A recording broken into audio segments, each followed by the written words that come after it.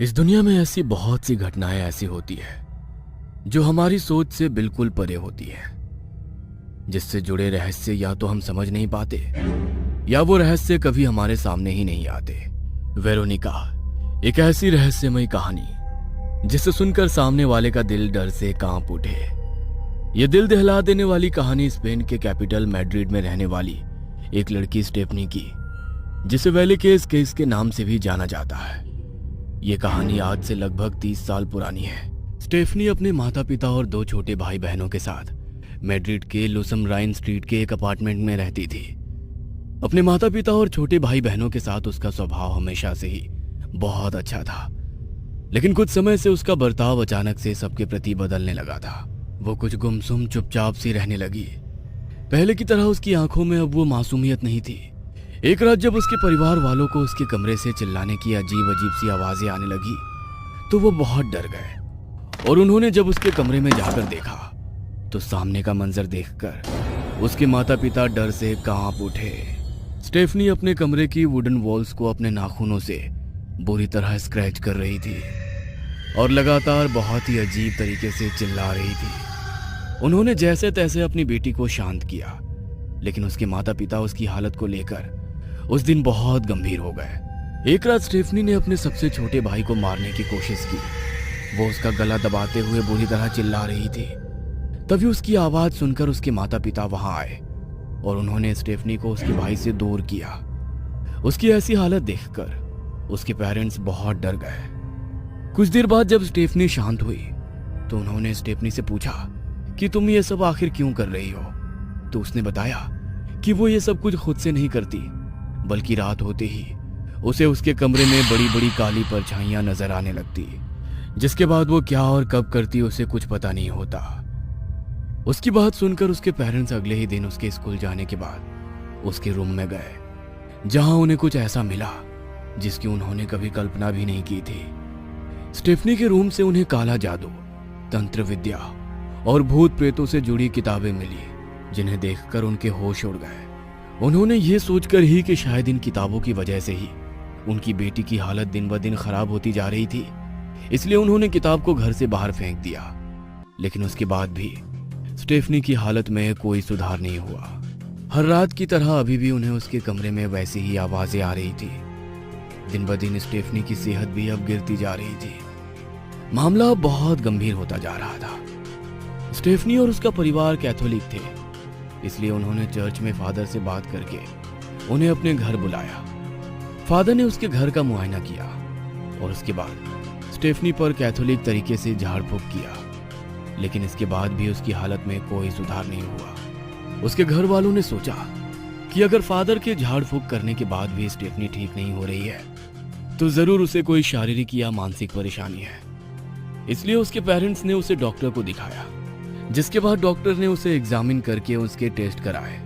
लेकिन हैरानी की बात तो ये थी कि उसकी सभी टेस्ट की रिपोर्ट्स भी बिल्कुल नॉर्मल थी। लेकिन उसकी गिरती हुई सेहत को देखकर उसके पेरेंट्स ने उसे हॉस्पिटल में एडमिट कराने का फैसला किया और उसे कुछ दिनों तक वहीं एडमिट रखा। लगभग 3 से 4 दिन तक एडमिट करने के बाद कुछ ऐसा हुआ जिसकी किसी ने कल्पना भी नहीं की थी। हॉस्पिटल के बिस्तर पर ही स्टेफनी की मौत हो चुकी थी। डॉक्टर भी ये देखकर हैरान थे, क्योंकि उसके शरीर में ऐसी कोई भी परेशानी नहीं थी जिस कारण से उसकी अचानक मौत हो गई थी। इसके बाद जब उसकी बॉडी को पोस्टमार्टम किया गया तो बस यही कारण सामने आया कि अचानक दम घुटने की वजह से उसकी मौत हुई है। उसके परिवार के लिए अपनी बच्ची को खो देने का सदमा बहुत बड़ा था।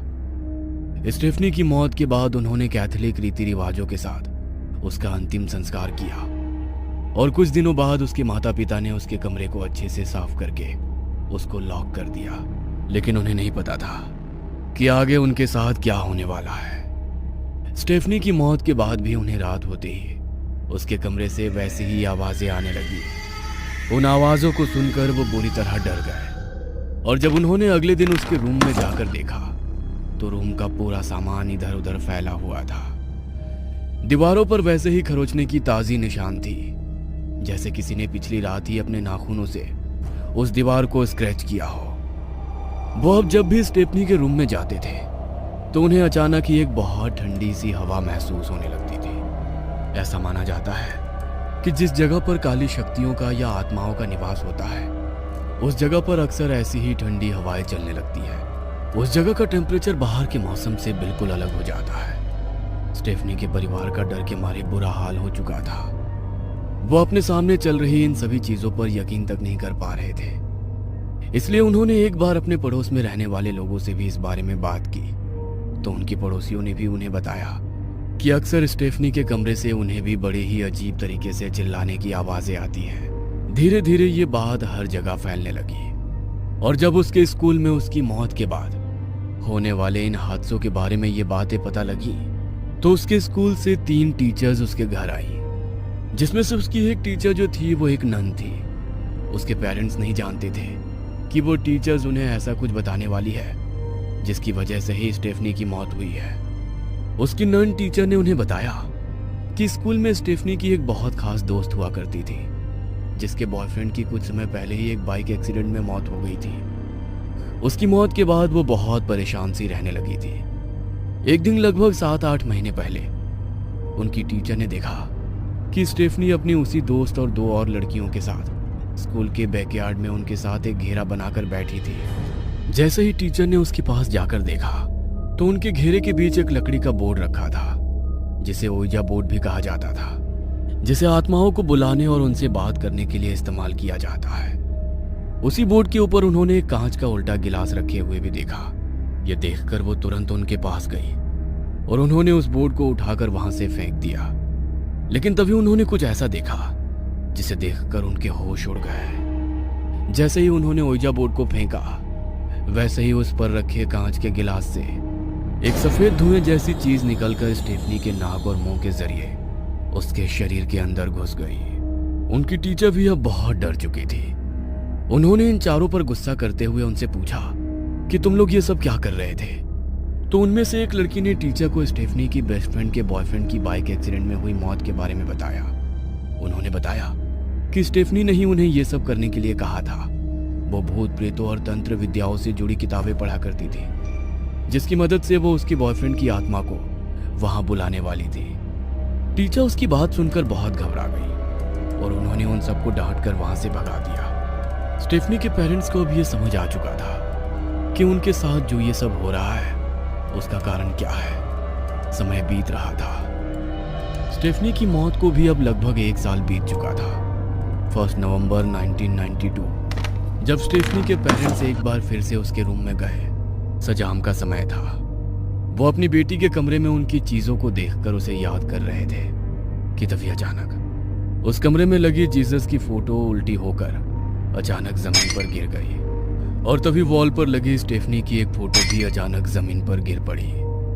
उसकी मां ने उस फोटो को उठाकर पास में रखी टेबल पर रख दिया, लेकिन वो फोटो फिर से जमीन पर गिर पड़ी। इस बार जब उसके पिता ने उस फोटो को जमीन से उठाया तो अचानक उस फोटो में स्टेफनी के चेहरे वाला हिस्सा बुरी तरह आग से जलने लगा। उसके माता पिता यह देखकर बुरी तरह डर गए और उन्होंने उस फोटो में लगी आग को बुझाकर उस रूम को हमेशा के लिए लॉक करने का फैसला किया। उन्होंने उसी दिन अपने घर पर एक कारपेंटर को बुलाया और बड़े बड़े लकड़ी के ब्लॉक से उस गेट को पूरी तरह सील करवा दिया और गेट के बाहर भारी भारी सामान और फर्नीचर रखवा दिया, ताकि अगर उनके मन में कभी उस कमरे में जाने का ख्याल भी आए तो वो भी उस कमरे में ना जा सके। लेकिन उस रात से उनकी जिंदगी में चीजें और भी ज्यादा बदतर हो गई। उस कमरे से उन्हें उस रात पहले से भी ज्यादा चिल्लाने की आवाज आने लगी। उन्हें ऐसा लग रहा था मानो उसके कमरे का सामान कोई इधर से उधर फेंक रहा हो। वह बुरी तरह डर चुके थे। जब उन्होंने अगले दिन वहां जाकर देखा तो उस दरवाजे के बाहर से वो फर्नीचर हटा हुआ था और कारपेंटर द्वारा लगाए गए लकड़ी के ब्लॉक्स भी दरवाजे से हट चुके थे। उसके कमरे का दरवाजा अब खुला हुआ था। उन्होंने अंदर जाकर देखा तो दीवारों पर वैसे ही निशान थे और कमरे के पूरे सामान को किसी ने तहस नहस कर दिया था। वो समझ चुके थे कि अब उनके हाथ में कुछ भी नहीं है, इसलिए उन्होंने उस घर को छोड़ने का फैसला किया। लेकिन उसी रात स्टेफनी की मां के साथ कुछ ऐसा हुआ जिससे डर के मारे उनकी रूह कांप गई। रात को उन्हें यह महसूस हुआ कि कोई साया उनके ऊपर बैठकर उनका गला दबा रहा है। वो बुरी तरह डर से सहम गई। उन्होंने जैसे तैसे करके अपनी रक्षा की। उन्हें जब इन सब चीजों का कोई सॉल्यूशन नजर नहीं आया तो 26 नवंबर 1992 को उन्होंने फाइनली इन सभी घटनाओं के बारे में पुलिस को बताने का फैसला किया। उन्होंने पुलिस को कॉल करके उनके घर में हो रही सभी घटनाओं के बारे में बताया। ऑफिसर जोस नेग्री अपने 4 कांस्टेबल के साथ वहां आए। उस समय स्टेफनी के घर वाले इस हद तक डर चुके थे कि वो अपने घर में जाने की भी हिम्मत नहीं कर पा रहे थे। इसलिए ऑफिसर जोस नेग्री ने अपने 2 ऑफिसर्स को उनके साथ छोड़ दिया और अपने 2 कांस्टेबल के साथ वो उस रूम में चले गए और उन्होंने वहां अपनी इन्वेस्टिगेशन शुरू की। और तभी कुछ ऐसा हुआ जिसकी पुलिस ने कभी उम्मीद नहीं की थी। उस रूम में एंटर करते ही उन्हें भी अचानक से वही ठंडी हवाएं महसूस होने लगी और अचानक उन्हें बहुत ठंड लगने लगी। जब उन्होंने बाहर जाकर देखा तो वहां का टेम्परेचर बिल्कुल नॉर्मल था। वो अपनी इन्वेस्टिगेशन कर ही रहे थे कि तभी उन्हें उस रूम की बालकनी से किसी के चिल्लाने की आवाजें आने लगी। उन्होंने जैसे ही वहां जाकर देखा तो वहां कोई नहीं था कि तभी उन्हें उस रूम के बाथरूम से बहुत तेज तेज चिल्लाने की आवाजें आने लगी, लेकिन वहां भी कोई नहीं था। पुलिस को भी अब वहां हो रही घटनाएं कुछ समझ नहीं आ रही थी, इसलिए वहां से बाहर आ गए कि तभी स्टेफनी के पिता ने पुलिस को कुछ ऐसा बताया जिसे सुनकर पुलिस भी हैरान हो गई और उन्होंने उस रात उनके साथ ही उस घर में रुकने का फैसला किया। स्टेफनी के पिता ने बताया कि हमारे छोटे बेटे के कमरे में 2 बिस्तर हैं। हम उनको जिस बिस्तर पर सुलाते हैं अगली सुबह हमें वो दूसरे बिस्तर पर मिलता है और अभी वो बहुत छोटा है इसलिए वो खुद ऐसा नहीं कर सकता। उन्होंने ये भी बताया कि उन्होंने खुद अपनी आंखों से ये होते हुए देखा है कि उनके बेटे को कोई अदृश्य शक्ति बेड से उठाती है और हवा से होता हुआ दूसरे बेड पर जाकर गिरता है। पहले तो पुलिस को भी उनकी बात पर यकीन नहीं हुआ, लेकिन जब उन्होंने ये सब होते हुए अपनी आंखों से देखा तो उनके भी होश उड़ गए। इसलिए पुलिस ने उस फैमिली को वो घर छोड़ देने का सजेशन दिया, जिसके बाद वो फैमिली उस घर को छोड़कर कहीं और शिफ्ट हो गई और बाय गॉड्स ग्रेस उसके बाद उनके साथ ऐसा कोई हादसा भी नहीं हुआ। लेकिन उस घर के आसपास रहने वाले लोगों को आज भी वैसी ही आवाजें महसूस होती है। यह ऐसा पहला केस था जिसके कॉज को खुद पुलिस भी एक्सप्लेन नहीं कर पाई थी। आपको क्या लगता है कि स्टेफनी के उस रूम में क्या वो खुद उस शैतानी रूह के साथ कैद हो गई थी जो उसकी दोस्त के बॉयफ्रेंड की आत्मा को बुलाते वक्त उसके शरीर के अंदर प्रवेश कर गई थी, या तंत्र विद्या और भूतों की दुनिया के बारे में जानने के उसके शौक ने उसके मरने के बाद भी उसे मुक्ति नहीं होने दिया? हेलो दोस्तों, यदि आप हमारे चैनल से नए जुड़े हैं तो हमारे चैनल एवी लाइव को सब्सक्राइब जरूर करें और अपने दोस्तों में शेयर करें